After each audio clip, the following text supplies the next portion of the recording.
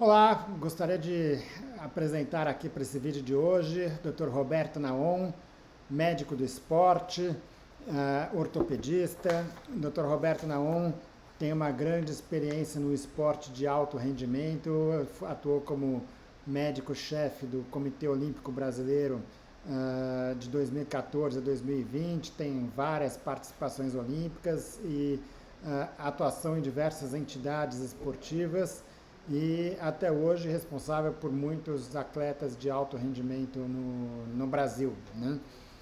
E a discussão que eu queria ter com você, Roberto, é basicamente sobre um fator que coloca que todo médico que trabalha com esporte tem medo, que é o risco de doping involuntário, ou seja, aquele em que um atleta não tem a intenção de se dopar, mas de alguma forma é encontrada uma substância ilícita e ele é punido por isso, né? Então, primeira coisa, prazer e vamos dar início aqui. Obrigado, João. Obrigado pela chance de conversar disso contigo. É muito importante a gente ter essa conversa, porque é o que assusta todos os atletas que não querem, obviamente, se dopar e todos os profissionais de saúde. Como é que eu tomo todos os cuidados para que isso não aconteça? Então, obrigado por ter a chance de conversar isso contigo.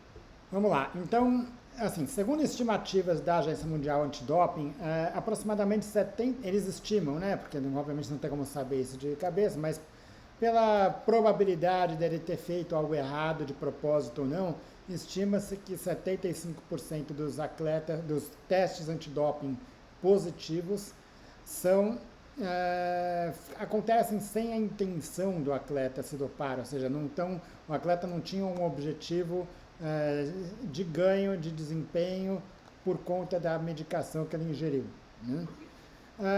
Como é que pode acontecer um doping involuntário? João, não perdendo a tua pergunta, mas esse dado ainda tem uma extrapolação que é mais grave. O percentual desses atletas que é efetivamente punido, que existe um conceito chamado, que não é a utilização dolosa, tá? Mas existe esse dolo involuntário que pode eventualmente causar alguma sanção ao atleta. E o simples fato do atleta se defender já pode ser considerado um processo bastante punitivo, mesmo que ele saia inocentado de um processo desse. Bom, o doping ou o resultado analítico adverso involuntário, ou em última instância o julgamento e a decisão do doping, sob o ponto de vista involuntário, pode ser entendido quando efetivamente o atleta não tinha nenhuma intenção de se dopar, tá? Nenhuma, absolutamente nenhuma. Ele não planejou, vou ter ganho esportivo fazendo uso de um método proibido ou de uma medicação proibida. E quando submetido a algum teste, e a gente vai tirar os métodos dessa história, porque é muito pouco provável que alguém utilize um método proibido de forma involuntária, tá? Tipo, como é que eu vou fazer uma transfusão de forma involuntária? Como é que eu vou colocar um aparelho no meu para driblar o exame de forma involuntária? Então, na prática, a gente está falando de uso de substâncias ou de aparecer no seu corpo uma substância que está na lista de substâncias proibidas, logo é doping, e você não sabia que a substância poderia parar lá. Posso separar isso claramente de dois jeitos. Posso separar do jeito mais triste, sob o ponto de vista médico, onde um médico prescreve uma substância que é proibida, o atleta usa essa substância sem saber que é proibida, e ele é julgado por isso. João, isso aconteceu N vezes. A história do Brasil tem um caso de uma atleta muito importante onde isso aconteceu, e ela declarou que usou isso para um procedimento especificamente pós-depilação. A médica declarou sim, eu prescrevi, e tinha substância dopante na prescrição, e essa atleta foi punida mesmo com a declaração do médico. Então, estou trazendo um exemplo de um caso público, aconteceu há muitos anos, mas existem outros. Então, esse é o jeito que a gente diz que é mais triste. Você sabe, eu coordeno uma pós-graduação de Medicina do Exercício e Esporte, a gente trabalha isso em educação, não só dentro do meio de médicos do exercício e esporte, mas de outros, para evitar essa forma que disparado é a mais triste, primeiro, que foi prescrita para o médico, isso atrapalha a vida profissional do indivíduo, que é atleta, entre outros graves problemas. E não é desculpa de um profissional dizer eu não sabia que esse indivíduo era atleta. É igual a eu passei um relaxante muscular que tem um efeito na área de oftalmo e eu não sabia que isso fazia mal para glaucoma e o indivíduo perdeu a visão dele. Então, não é desculpa não saber. A gente trabalha em como saber isso de qualquer especialidade. E a gente também trabalha com o atleta. O atleta também tem que ter certeza ele mesmo que tudo que ele toma não é doping. Então, existem algumas ferramentas que a gente pode bater papo para facilitar essa contaminação, quer dizer, esse resultado adverso, sem nenhum dolo, nem do atleta, nem da equipe de saúde, por ele. E a segunda parte é a contaminação, isso quer dizer, eu estou tomando uma coisa, eu acho que só tem essa coisa lá dentro e tem mais coisa lá dentro na minha substância, seja por medicamento, seja por suplemento alimentar, que é disparado mais comum, que aparece nos casos de resultados analíticos adversos, julgamentos para doping. Ótimo. Bom, vamos pegar então um pouco algumas questões mais ligadas ao uso de medicações que são proibidas, né? A maioria das pessoas leigas e muitos dos atletas que estão sujeitos a um teste antidoping associam o doping a uma substância que vai fazer você ganhar força ou vai fazer você ganhar desempenho esportivo, né? E por isso, muitas vezes, ele acredita que um remédio para tratar condições de saúde como uma dor de cabeça, como alguma questão de pressão alta, que isso não, eu falo, pô, não vou nem questionar, não vou nem procurar, porque isso aí não tem não teria menor sentido estar numa lista antidoping, né? E aí, assim, e algumas dessas medicações de fato estão na lista antidoping.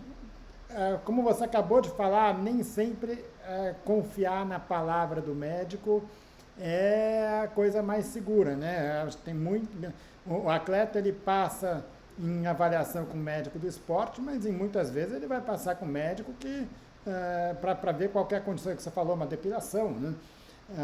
E aí não é o médico do esporte que vai fazer aquela depilação. E por mais que a gente não tenha essa desculpa, na prática, o atleta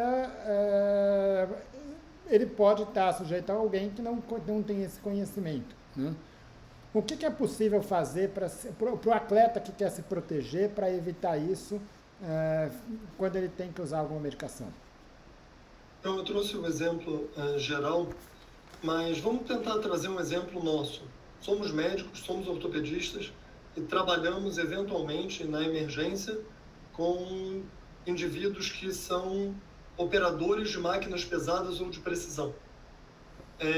Não somos médicos do trabalho, pelo menos eu não sou. E alguns, vou usar de novo o exemplo de relaxantes musculares, mas a gente pode usar exemplos de remédios para dor. Podem atrapalhar e aumentar a chance de acidente. Isso é uma área específica de medicina do trabalho. Eu posso passar despercebido, não deveria, mas posso passar despercebido a atividade profissional de uma máquina de precisão de um indivíduo quando eu estou numa emergência atendendo um monte de gente. O que a maioria desses operadores faz? E você, com certeza, vai trazer isso à sua memória no seu tempo de plantão de emergência. Todos nós já passamos por isso. Ele vira e fala, olha, eu opero máquina pesada. Olha, eu sou piloto de avião. Olha, eu sou qualquer coisa. Se você me der esse remédio, isso pode me causar problema na minha vida profissional. Isso é uma verdade que a gente tem. Então, sim, é responsabilidade do médico perguntar qual é a atividade profissional do indivíduo. O indivíduo vai responder atleta e é responsabilidade do médico saber se essa substância é ou não uma substância dopante, como em qualquer outra área, tá?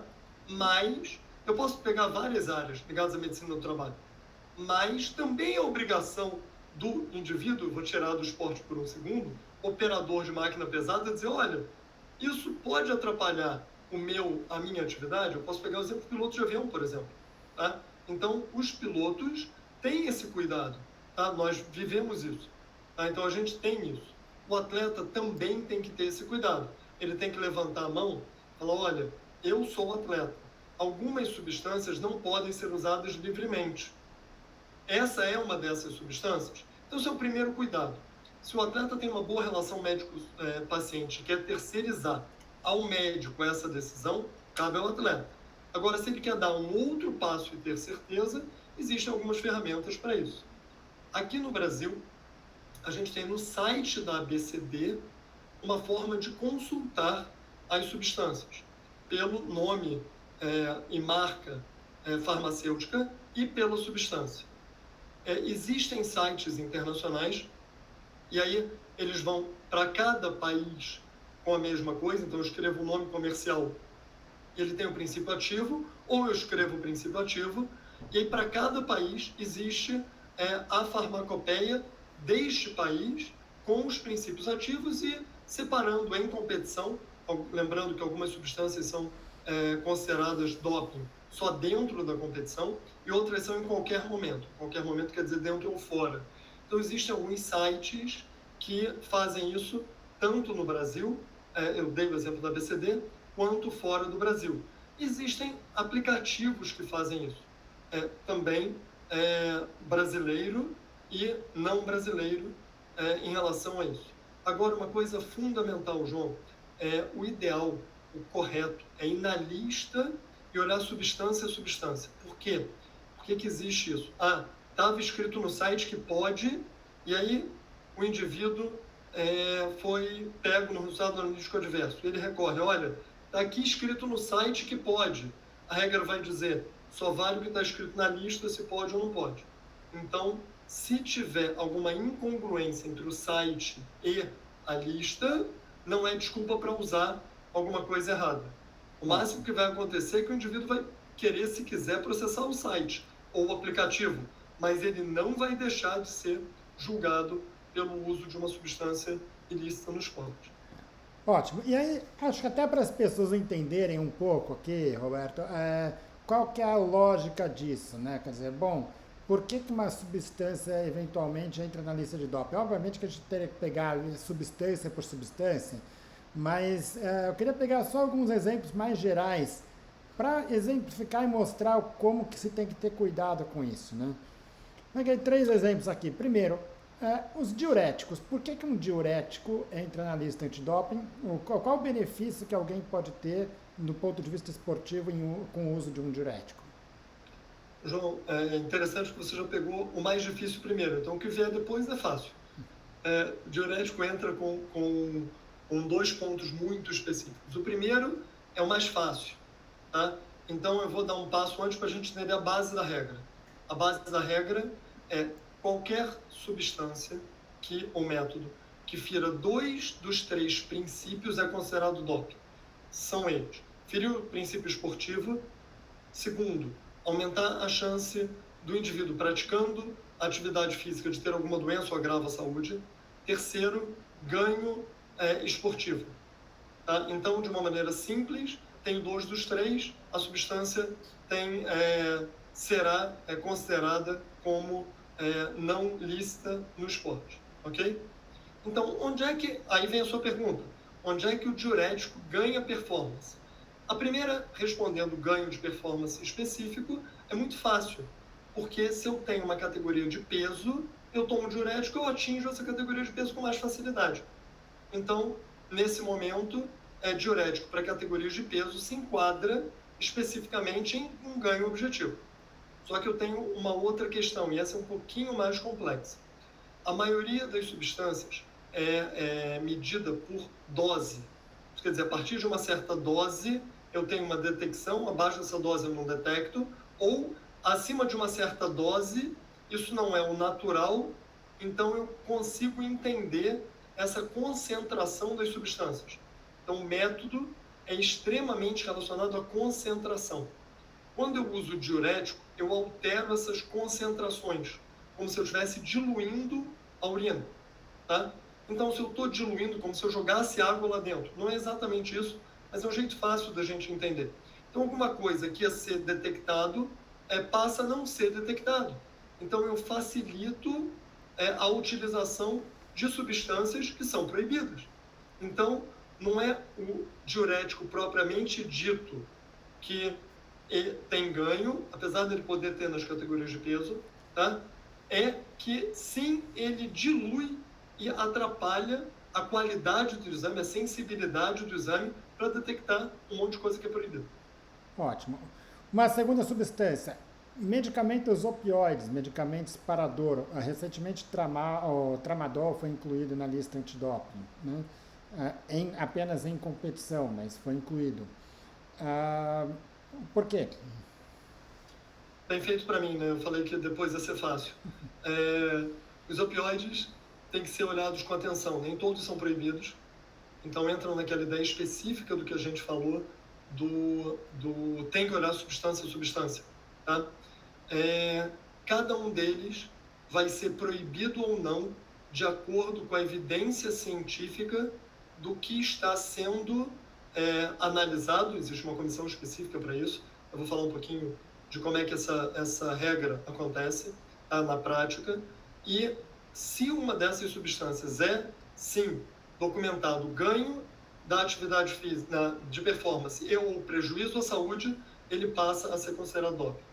O tramadol já estava na lista da Internacional de Ciclismo há alguns anos, então já existia uma observação específica sobre ele e um esforço específico sobre ele para entender se ele realmente melhorava a performance, se ele realmente aumentava o risco durante a atividade física. Então, existem alguns pesquisadores no mundo que se dedicaram a isso e conseguiram comprovar as duas coisas. E outros medicamentos para dor, inclusive outros opioides, não são. Mas cabe ao médico olhar isso com muito carinho antes da prescrição. Então, primeira suspeita que a gente tem que ter, João, e a tua deixa foi muito boa, peraí, se tramal é doping, coisas parecidas com tramal devem ser. Então, já sobe uma bandeira amarela. E aí você vai na lista e tenha certeza antes de usar. Na dúvida, não usa. Tá? Então, essa é a ideia. E se tiver uma coisa que, isso é uma outra regra, tem alguma coisa que não é doping e pode usar, versus uma coisa que é doping. Estou exercendo o meu direito médico de prescrição. Tudo bem. O atleta não vai poder, normalmente, a gente está falando de substância em competição, o atleta não vai poder competir nesse período. Você não está proibindo o indivíduo de se tratar. Mas, se ele quiser competir, para ser justo com todos os outros, ou ele vai mudar o tratamento. Ótimo. É quando você comprova que mesmo que uma substância seja doping, ela é a única forma de tratar o indivíduo e aí não se nega tratamento por isso. Mas a regra é pede antes e usa depois. Ótimo. Desculpa, pede antes, espera a liberação e usa depois. Não é pede e usa. Pede, espera a liberação e usa depois. Ótimo. A gente tem alguns conteúdos escritos sobre isso, provavelmente vamos ter breve vídeos também sobre isso, mas só para resumir mais uma outra questão, essas medicações são muito utilizadas para tratar problemas de saúde em geral, né? Não estou falando de uma específica ou de outra. Vale lembrar que o atleta tem direito de usar essas medicações caso ele comprove que ele precise daquela medicação. Ele pode fazer uma solicitação especial para isso e ter uma liberação após uma análise criteriosa disso, né? Vamos entrar agora num outro ponto que está ligado à contaminação ao doping involuntário. Acho que talvez sejam dois grandes grupos. Um que são os medicamentos para tratamento de questões clínicas e o outro que é o doping decorrente do uso de suplementos alimentares, né? Resumindo um pouco o problema da questão, quer dizer, existem suplementos alimentares que possuem substâncias que não estão descritas no rótulo do produto, né? E eventualmente essas substâncias elas podem gerar um teste antidoping positivo, né? Essas substâncias elas podem estar presentes de forma dolosa, ou seja, foi colocada ali com o objetivo de que ela de fato fosse gerar um ganho com aquele suplemento que o suplemento não teria só com aquilo que está descrito no rótulo. E existem contaminações decorrentes de uma falha na produção, onde algum remanescente de uma substância dopante, por exemplo, de um diurético, pode estar presente ali, sem que tenha uma intenção para isso, né? O que fazer para evitar essas situações? Como que um atleta ele pode usar um suplemento alimentar de uma forma segura? Não estou querendo discutir aqui a indicação ou não do suplemento alimentar. Digamos que se de fato esse atleta ele tem a indicação de fazer o uso do suplemento. Como é que ele pode fazer isso minimizando o risco? João, gostei muito da tua introdução, principalmente o destaque do não estou falando, porque vou brincar contigo como ortopedista, né? Enquanto ortopedista, você não discute forma segura de dirigir moto. Você avisa, olha, de preferência não anda de moto, porque tem chance de ter acidente. Ah, mas eu quero andar, eu preciso andar, eu sou piloto de moto, ou eu entendo que eu devo andar. Ok, a partir do momento que você anda de moto, aí você tenha cuidado. Porque essa brincadeira, porque o que você falou é fundamental. Um número expressivo de indivíduos usa suplemento sem indicação e, como isso gera muita gente, qualquer contaminação que gere um analítico adverso vai fazer com que esse indivíduo tenha um resultado analítico adverso à toa. Ele nem precisava ter usado. Agora vamos para o próximo passo. Vamos considerar que você está usando com indicação. Isso quer dizer, você só está usando o que precisa. Bem, existem duas discussões. Vou usar de indústria geral ou de farmácia de manipulação. Tá?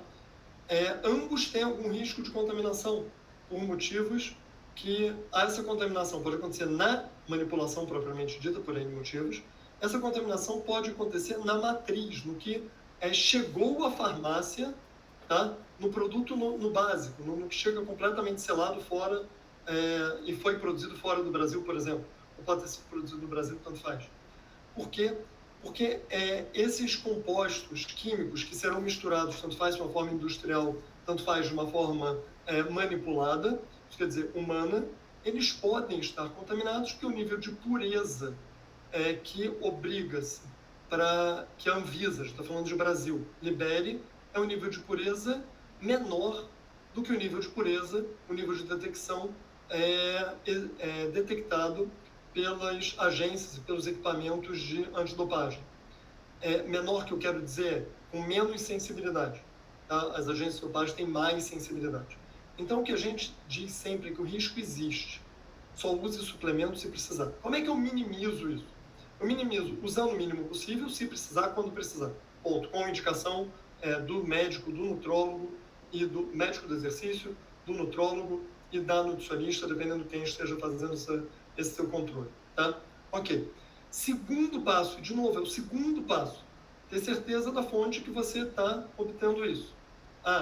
Os suplementos no Brasil não têm os selos de qualidade que existem em outros lugares do mundo. É verdade. Por outro lado, a gente tem bons controles de qualidade. Então, isso não quer dizer que nós não tenhamos nenhum controle de qualidade. Só quer dizer que, por N motivos, e a maioria deles se faz simplesmente num fato econômico, é caro, alguns tipos de controle a gente, por N motivos, não consegue fazer aqui, não em larga escala, a gente tem esse tipo de problema. O que mais a gente pode fazer? A gente pode, para cada pote, para cada compra de suplemento, comprar um segundo e manter lacrado. No caso de um resultado analítico adverso, você pega esse lacrado e comprovará, porque não foi feito por dolo, então será possível comprovar que a contaminação está ali dentro. Então isso é uma forma que principalmente grandes times, porque obviamente isso na largada dobra o custo, tá? Então não é exatamente uma coisa muito simples. Grandes times, por exemplo, fazem isso, mas isso dificulta muito.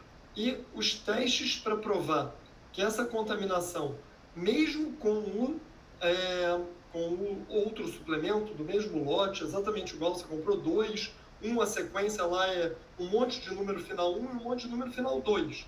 É exatamente o mesmo lote. Isso é bastante caro de fazer, bastante complexo de fazer. Então, mesmo nesses casos, A gente não pode passar a ideia que alguma coisa de não, é óbvio, está aqui, então vamos fazer, liga para alguém que vem pegar na sua casa e vai fazer isso da noite para o dia. São processos complexos. Mas isso é um jeito de se proteger. E é uma prática bastante usada em atletas de alto rendimento, em times que lidam com atletas de alto rendimento. A segunda... Desculpa, pode falar. Não, legal, acho que é um comentário importante e eu acho que assim, só tem que lembrar que mesmo isso também não garante tanto, né? Vamos dizer, você está falando às vezes em picograma de uma substância que pode ter sido remanescente de alguma coisa, ele pode estar em uma amostra e não está na outra, às vezes no mesmo suplemento, né? Mas, de fato, acho que o que dá para chamar atenção aqui é ter cuidado com suplementos alimentares. Acho que teve uma discussão grande de saber que ali é uma fonte, de fato, quer dizer, quando a gente ouve falar que um atleta está culpando o uso de um suplemento por conta de doping, não necessariamente, talvez até na maioria das vezes ele não está mentindo, ele não está simplesmente querendo uma desculpa, isso existe, né? Isso existe, é uma realidade. Vou interromper exatamente para isso. Ao contrário do que às vezes a mídia fala, que não, está culpando, normalmente essas alegações são muito bem baseadas. Quando eu disse que é difícil isso, é difícil e caro, e normalmente isso vem com um nível de documentação que, além de ser muito caro, não é elementar falsificar algum tipo de prova como essa. Então, quando existe uma alegação bem fundamentada, ela normalmente está relacionada ao indivíduo realmente ter feito uso de uma substância contaminada.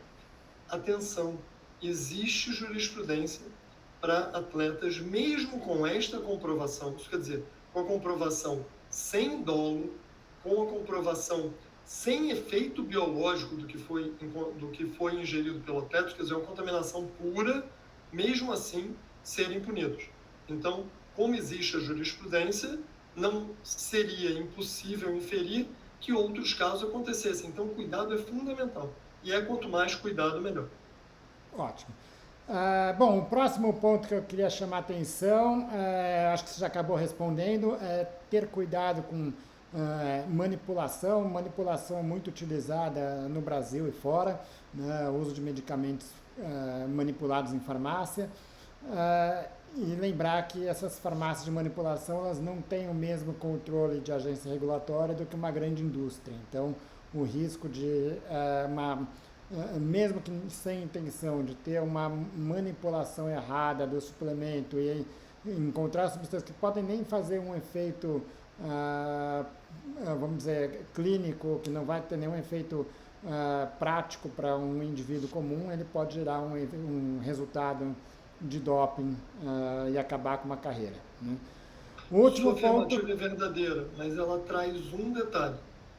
Às vezes é impossível, eu ia dizer nada é impossível, mas é impossível, numa dose individualizada, porque a gente está partindo do princípio que não use suplemento à toa. Logo, toda suplementação é indicada pessoa a pessoa. Logo, eventualmente, a dose que você precisa só é possível manipulada, porque eu não consigo compor de outra forma. Então, a orientação que se dá é exatamente essa. Óbvio que, quando possível, componha ou faça uso de suplementos industrializados, porque as etapas de controle são diferentes e o nível de erro é menor. Ele não é zero. Tá? N casos mostrando que aconteceu para o industrializado. Mas, ok, eu tenho pelo menos a não utilização da mão e o não indivíduo e o não ambiente nisso. Ok? Mas, eventualmente, não é possível. E a grande dificuldade está aí, João. Quando não é possível, como fazer? Então, quando não é possível, a escolha da farmácia, a escolha da metodologia, a escolha de tudo tem que ser o mais, e vírgula, o mais criterioso possível a ponto do impossível. Porque, eventualmente, a gente esbarra nesse problema. Enquanto médicos do exercício do esporte, nós vemos pessoas que precisam ou só conseguem alcançar isso pelo manipulado, mesmo com toda essa dificuldade. Existem vários jeitos disso. Uma das discussões é o manipulado via oral versus o manipulado injetável, onde o manipulado injetável tem, obviamente, um menor risco de contaminação, é muito menor pelo ponto de vista de como é que se manipula, tá? O que é contaminação de bancada e afins. Ótimo. Mas existe essa dificuldade, tá, João? Não Ótimo, é tão simples. Claro, legal. Bom, e para mais uma outra forma, né, de contaminação, de doping involuntário, é o uso de medicamentos fitoterápicos, né? Os fitoterápicos são medicamentos produzidos, enfim, a partir de fitos, né? Ou seja, a partir de produtos de origem vegetal, mas não necessariamente tem uma fórmula ali clara do que você está tendo. O que você tem para dizer a respeito dos fitoterápicos no esporte de alto rendimento?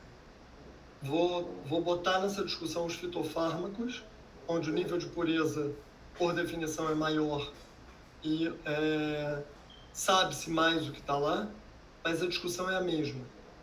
Mesmo com mais níveis de pureza, o nível de contaminação é maior. Isso aumenta a dificuldade, porque, sob o ponto de vista do controle da agência reguladora, você vai passar um remédio, e aí a gente está falando de remédios, tá?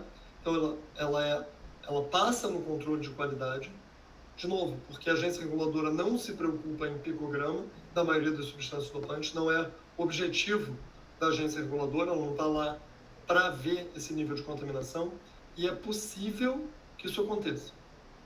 Então, mais uma vez, é uma decisão entre o médico e o paciente a escolha da terapia, seja ela de qualquer tipo, seja ela de padrão de chá, seja ela medicina tradicional chinesa, seja ela qualquer tratamento, mas com o nível de pureza e o nível de contaminação é maior, isso aumenta o risco.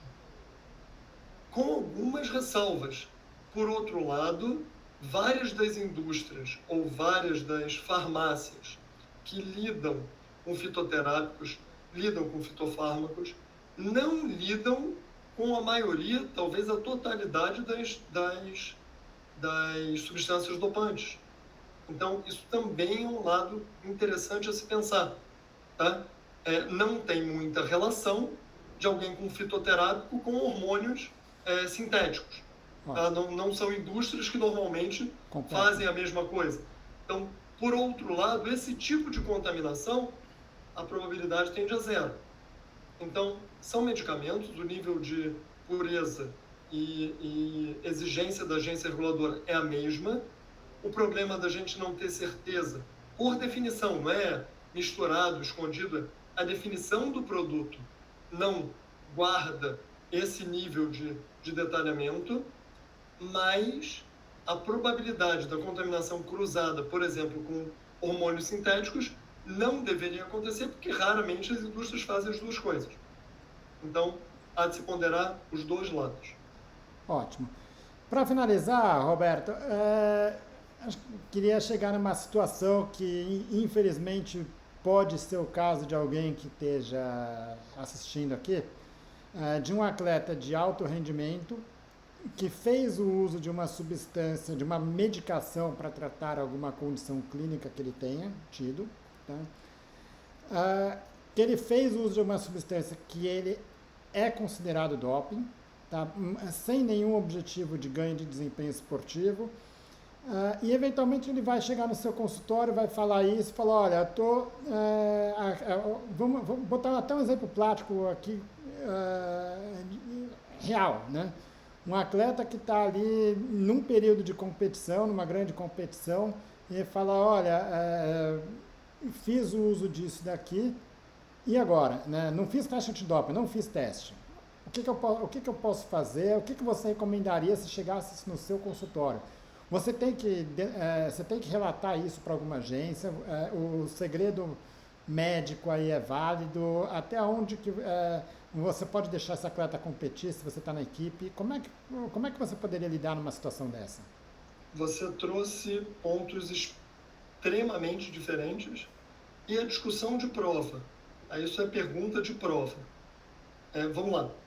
Eu estou no meu consultório e o indivíduo fala para mim que usou uma substância dopante, ok? Eu vou usar o mesmo exemplo que a gente usa para responder isso, trazendo nossa realidade médica. Você está na emergência e o indivíduo cometeu um ilícito qualquer. Você está no seu consultório e veio um indivíduo usando uma substância psicotrópica ilícita. Você, neste momento, é médico, você, nesse momento, tratará o indivíduo e você vai orientá-lo a não competir, mas nesse momento você é médico, eu estou falando que você está no seu consultório com o seu paciente. Você não prescreveu para ele dolosamente, porque é um outro ilícito e é um ilícito de ética, isso é crime de ética, tá? Você chegou e falou, olha, eu estava com dor e usei Tramal. Competi ontem e vou competir amanhã. Qual é a orientação que você faz? Seu paciente do seu consultório, você não compete amanhã. Acabou, a orientação está feita. Ótimo. Você é um médico de um clube, confederação ou comitê. Você é um médico de uma federação. Nesse momento, você é um médico da federação. E você tem que zelar pelo sistema. Então, existe uma forma de fazer essa contaminação do uso involuntário, documenta-se o uso involuntário, documenta-se que quando o atleta soube, ele parou de competir naquele momento, e isso provavelmente irá a julgamento e provavelmente só existe no código a punição verbal. Tá? Isso ela existe. Eventualmente, porque as pessoas esquecem que existe a punição, é só a punição verbal por escrito. Existe a sua formalização da punição, sem necessariamente que isso custe dinheiro como pena ou afastamento por algum tempo. Então, o que vai ser julgado e como vai ser julgado, eu não posso falar aqui. Só posso te dizer que existe tanto absolver pela infração como a punição. Só o que você fez foi errado, a punição está nesta carta formalmente comunicando que você está errado. Tá? Então, e o seu aceite do estar errado. Tá? Então, a tendência para esse tipo de caso é esse tipo de julgamento. Quer dizer, imagina que o atleta do nada tomou alguma coisa no meio do jogo, ele tinha lá um remédio para dor de cabeça, no intervalo do jogo ele tomou, ponto. Quando ele estava voltando para o meio do jogo, no meio ele para no meio, eu estou com uma atitude completamente fora do comum, mas para a gente entender, ele para, volta correndo na sua direção, você como médico no banco, e diz, doutor, eu tomei esse remédio para dor de cabeça que minha avó me dava, mas eu fiquei em dúvida se esse negócio é doping ou não. Você olha, ele tomou. Você olha e fala, cara, isso é doping. Você tem que comunicar isso junto com o atleta e não esconder. Esconder está errado. Esconder também, uma das coisas que ninguém lê, a gente lê que substância é doping, a gente já esquece que métodos são doping, mas esconder doping também é doping. Então você tem que fazer isso. Isso é um tipo de conversa que tem que ser clara. E deixar claro para o atleta que, por exemplo, no caso do jogo, se ele decide esconder e ele é sorteado, vai ser muito pior. Então é muito melhor ele falar, documente isso muito bem documentado e, com certeza, a visão de um tribunal é completamente diferente num caso desse. Então, essa é a orientação. Você me perguntou duas coisas diametralmente opostas. Ótimo. Uma coisa é a sua relação médico-paciente no seu consultório, obviamente para alguém que não cometeu dolo, e você não teve de modo a dizer, toma isso, para competir aquilo eu vou te esconder. Isso é um problema. Mas tirando o absurdo, no seu consultório você cuida do seu paciente. Médico de confederação, comitê, federação, time, seja lá o que for, ele também é responsável pelo sistema. Então ele não tem o direito de esconder. Se ele esconde, ele está inferindo num ilícito relacionado a doping. Ótimo. Roberto, queria agradecer aí pela discussão, acho que foi bem proveitosa. Espero que ninguém esteja ouvindo isso aqui de forma retroativa, se arrependendo aí de algo que tenha acontecido.